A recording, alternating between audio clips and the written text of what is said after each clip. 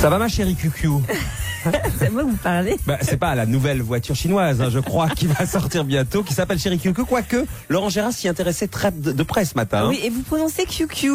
Bonjour Dominique Strauss-Kahn. Bonjour Michel.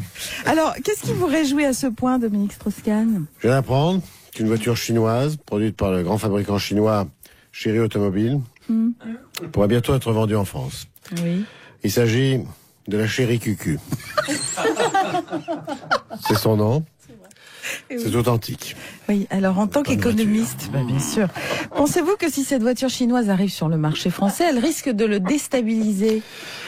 Depuis que je suis CMDFSB, Oui. conseiller du ministre des Finances de la Serbite, Ah oui. j'ai plus vocation à m'intéresser à la filière automobile française. Mais puisque c'est vous, Michel, qui assistez, ça risque de poser des problèmes, mais surtout ça va forcer beaucoup de Français à adopter une conduite différente, comme ça m'est arrivé il y a quelques années de cela, avec une stripteaseuse chinoise que m'avait présenté mon ami Dodo la Saumure. Oui, enfin, là on s'éloigne du monde de l'automobile, Dominique Strauss-Kahn. Détrompez-vous, Michel. D'abord, cet artiste avait des airbags et des amortisseurs impressionnants. Voilà. À cause de ça, elle avait pris pour nom de scène Chérie Cucu. Vous voyez le rapport? Et quand je parlais de changement dans les habitudes de conduite, vous allez comprendre. Là, je crains le pire.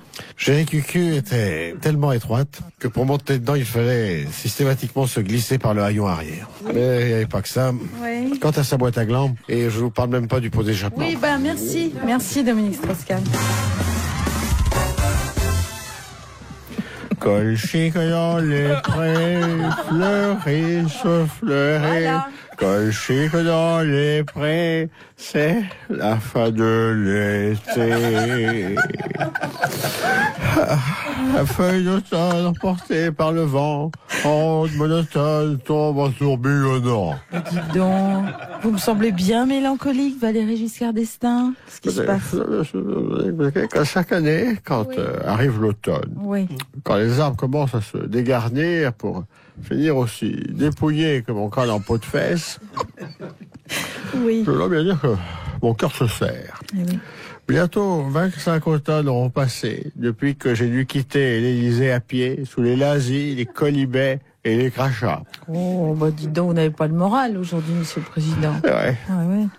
Je l'ai d'autant moins le moral que j'ai vu en avant-première le biopic de la princesse Diana, réalisé par Olivier Hirschfeld. À vos souhaits, oui. C'est le nom du réalisateur, David Hirschfeld. Eh bien, dans son film, supposé retracer la vie amoureuse de la princesse Diana, pas un seul instant. Mademoiselle Jeanne. Oui. Pas un seul instant. Ça y va pleurer. Je n'apparais. Non, on parle de son amant pakistanais. On a à foutre. Alors moi, en personne. Alors que j'ai sans doute partagé avec Diana les moments d'amour les plus sulfureux qu'elle ait jamais connus. Il n'y a rien dans ce navet. Alors, pardonnez-moi par avance cette remarque, Valéry Giscard d'Estaing, mais vous êtes peut-être un peu trop, comment vous dire, un peu trop mûr pour incarner l'homme que vous étiez à l'époque. Oui, Oui. oui, c'est vrai. Mais David Hirschfeld, Oui, oui. Vos souhaits, oui. il aurait pu engager, vous voyez pas qui, hein? Je sais pas, Michel Piccoli. Bon, Michel Piccoli, trop vieux, trop de gauche. Non, je pense. Hein, il aurait pu être le seul comédien qui puisse m'incarner, je pense que c'est comme une évidence, Bruce Willis. Je ne vois que Bruce Willis. On m'incarnait tous les deux. On a un petit peu la même stature, Oui. le même charisme, la même calvitie. Oui. Et seul Bruce Willis aurait pu jouer cette scène qui reste gravée à jamais dans ma mémoire. Oui. Je vous la décris. Alors que je m'agenouillais au pied du lit à baldaquin, la princesse, comprimant soudain mon crâne en peau de fesse entre ses jeunes cuisses musclées, attira irrésistiblement ma bouche affolée de gourmandise vers l'échancrure de sa culotte fendue pour me faire goûter à sa heritage. Oh non. Oh là là.